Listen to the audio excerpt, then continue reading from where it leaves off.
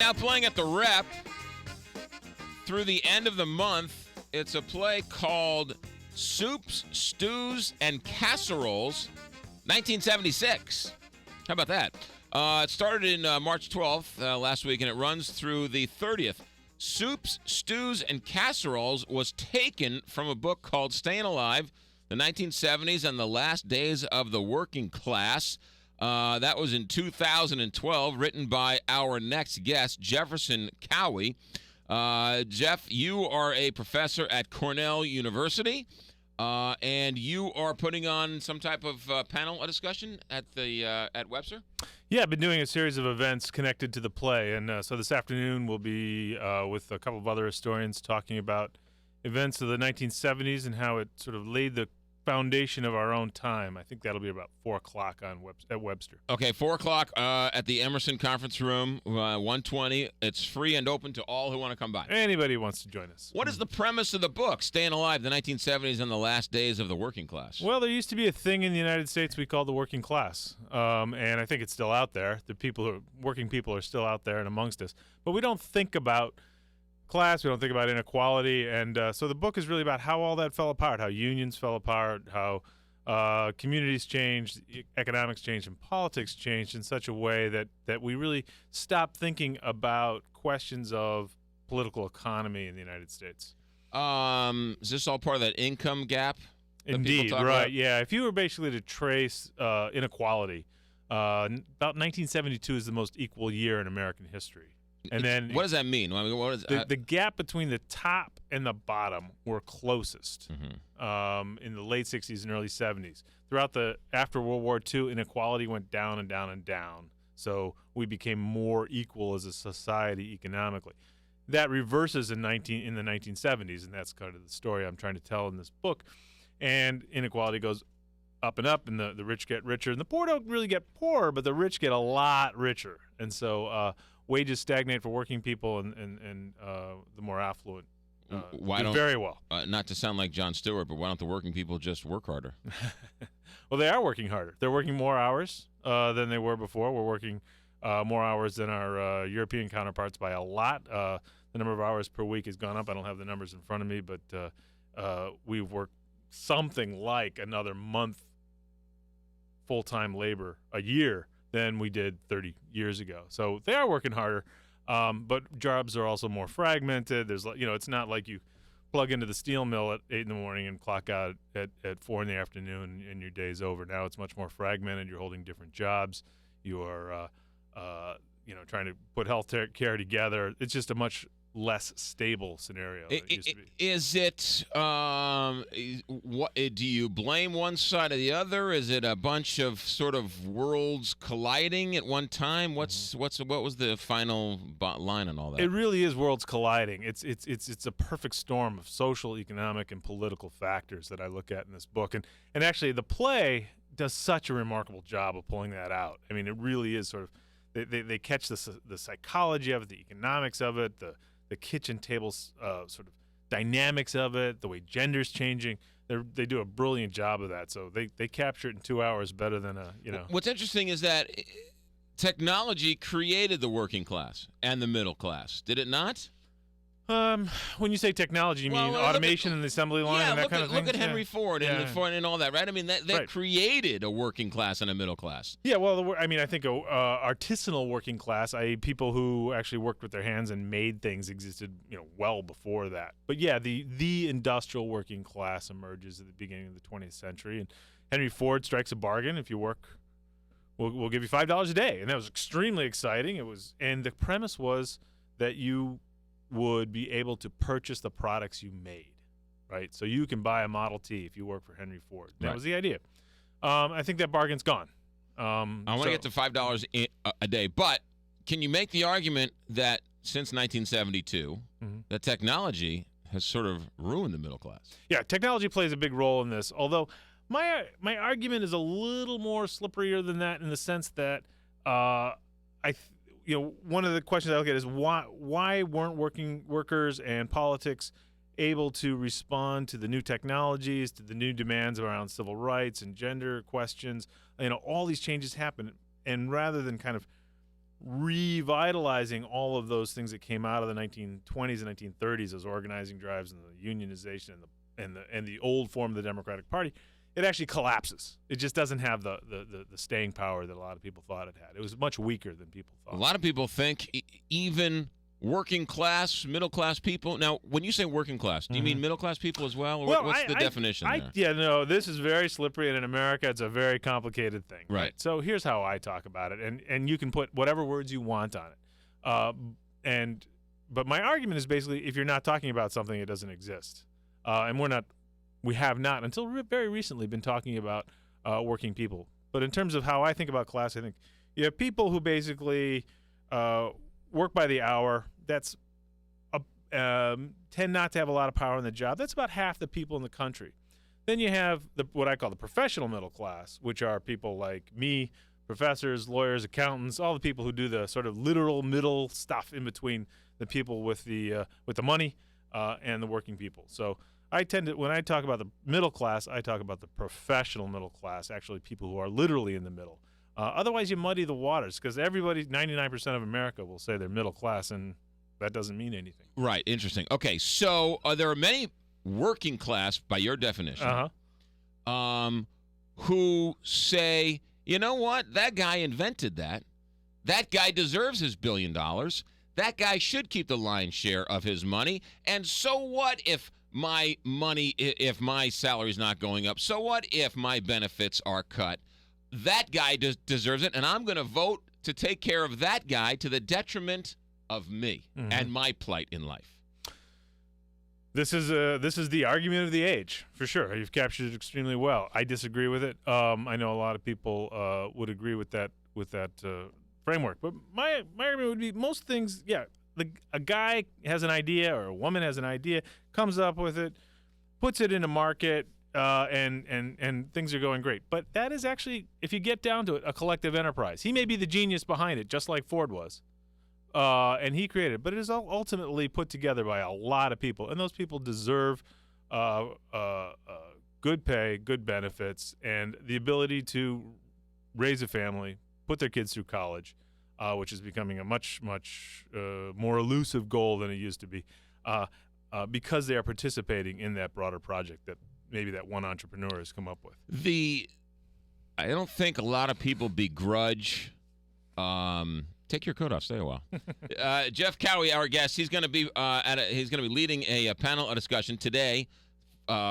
Webster University, 4 o'clock, open and free to the public. And this is in conjunction with the play that's going on at the Rep right now. Soup, Stews, and Casseroles was taken from his book called Staying Alive, the 1970s and the Last Days of the Working Class. There are people who do not begrudge Steve Jobs his billions. There aren't too many people who would begrudge Bill Gates his billions. But the guy on Wall Street who really doesn't make anything, who really doesn't do anything other than just sort of move money around, and he takes 1% of selling all this nothing, he's the billionaire, and many people point to that person as the major problem. Yeah, no, I think the financialization of the economy, which is basically we go from industry to finance, and that's a key switch by the end of the decade, and I talk a little bit about that in the book as well. And yeah, you go if you have an economy that no longer makes things but just shifts money around, that's deeply problematic. And I'm a big fan of Steve Jobs. I'll go back to your original example. Big fan of Apple, but at the same time, the Foxconn workers who are in China making his products deserve a share of those profits too. It's just the capitalism is brilliant at making money. It's not that good at sharing money unless you have mechanisms to do so. Interesting book in 2012 to write, right? I mean, this is you're opening up a can of worms in which a lot. I'm sure you've been called socialist, you've been called communist, you've been called all those things. I suppose I have. I don't think anybody's called me a communist recently. Well, I did. So there. But what is it? Now let's go back to that $5 a day Henry Ford paid, because at the time, he didn't just give people a raise to $5 a day. I mean, he went from what's the minimum wage today? Is it $7.95 or $8 an hour? I mean, he went he paid basically the equivalent of like $50 an hour today, right? I mean, Yeah. he blew it out of the water. Yeah, no, it was a massive increase. It was about double the prevailing rate, a little less than double the prevailing wage in Detroit at the time. But it also, he called it the greatest cost-cutting move he'd ever had. Why? Because he was facing massive amounts of turnover at the time because people couldn't keep up with the pace of the assembly line. So he was basically, people were quitting right and left. He also got rid of an incipient union organizing drive immediately. And he became the most popular guy in Detroit. So it worked to his advantage. It was a very clever move. And he became, I think, in the 1920s, there was a poll done, and Americans chose the greatest people in history. And I think the first was Jesus Christ, the second was Napoleon Bonaparte for some insane reason, and the third was Henry Ford because of this. That poll doesn't get any credibility in my eyes. So, other than taxing Steve Jobs and Bill Gates out of existence, how do you fix this? Oh, I wouldn't. I mean, I think the tax structure needs some reforming, but I actually think there are other forms of social power that people can have. There's politics. There's unions. There's forms of bargaining that exist beyond just taxes. And the marginal tax rate during the biggest growth period in American history after the war was 90%. And we often think of, well, that's going to kill growth, but in fact, we had that was the golden age after World War II to up through the 70s that a lot of people look to as the time we'd like to recreate, where wages went up and working conditions improved, and you could send your kids to college and buy a house and have a boat and maybe a cabin at the lake. But there's, and this is where the sort of worlds collide. When we're trading with China, right, we're not bombing China. Right. when we're trading with Vietnam, we're not bombing Vietnam. We bombed Afghanistan because we weren't trading with them. We bombed Iraq because we weren't trading with them. And so it's the McDonald's of foreign policy, which is two countries that have McDonald's have never gone to war with each other. And so if you export democracy and capitalism, if you will, and there are some trade-offs, ultimately we make the world a safer place. Yeah. Oh, I agree. I'm not anti-trade at all. I do believe that you can you need to discuss on what terms you will trade with a partner. Will you have a trading partner that runs an authoritarian government that will not allow democracy? You have to think about that as a key question of trade policy. But by and large, trade, excellent, wonderful. I just am in favor of there being a social dimension to trade in which people have some sort of rights. But the reason, the question is what, where, how much, and what. Yeah, I mean, absolutely.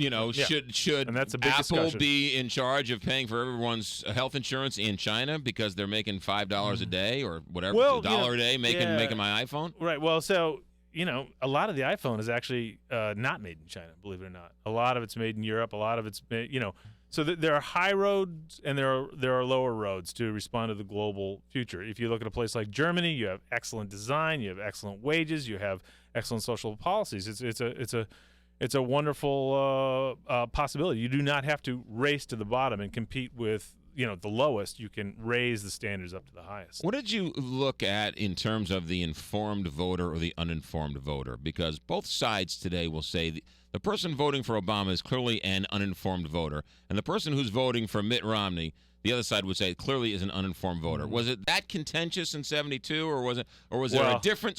Were there more social structure and more social? Seems like there was just society had more norms and it was more traditions than it is today. Yeah, absolutely. 1972 is a perfect example because, of course, that was the Nixon-McGovern race. And this is actually the first time that the majority of the white working people switched over to voting Republican, and they rejected McGovern, who was the ultra peace-oriented, anti-war liberal, and they chose Nixon. Of course, Nixon, compared to anybody today, was a little compared to Obama. He was more liberal than Obama on domestic policy. He proposed national health insurance. Yeah, exactly right. And so that is a pivotal election. Nixon won in a national landslide, basically appealing to the cultural values of working people. And so this is when you begin to see a shift away from working people voting not for their economic interests, but for their cultural values, which continues today, right? The cultural values are an extremely important part of the American political experience. Everybody wants to go back to the 50s, but then when you tell them, oh, great, you want to be taxed at 90%? Well, wait a minute. I don't want to go back to those 50s. Yeah. Or if you're a woman or you're an African American, you certainly don't want to go back to the 1950s. Right, exactly. Yeah, look at Mad Men to see what a disaster it is. Jeff Cowie, our guest, he's written the book Staying Alive: The 1970s, The Last Days of the Working Class.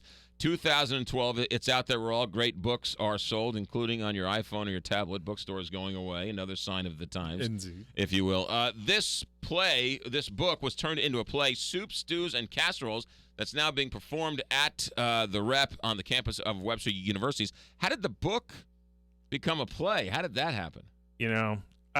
This came out of the blue for me.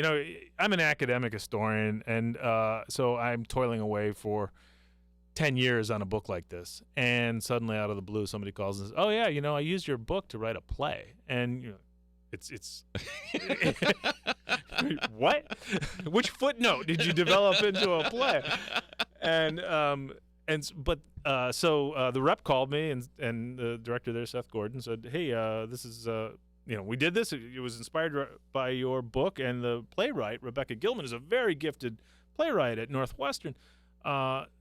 Did this, and I was like, all right. And so I came out to see it, and it was fantastic. It captured the spirit of it and not the technicalities of it in a brilliant way. Yeah.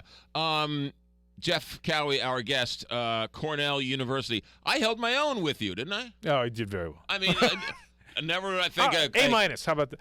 Well, first of all, a Cornell professor giving me anything other than a D is big news. But I'm a Big Ten grad. Okay. Nebraska. Yeah. Which is now Big Ten. Yeah. Hey, have a good, safe trip. Thanks for coming in, and anytime you're in town, we'd love to chat with you. Thanks for having me out. You got it. 926 here, Big 550 KTR.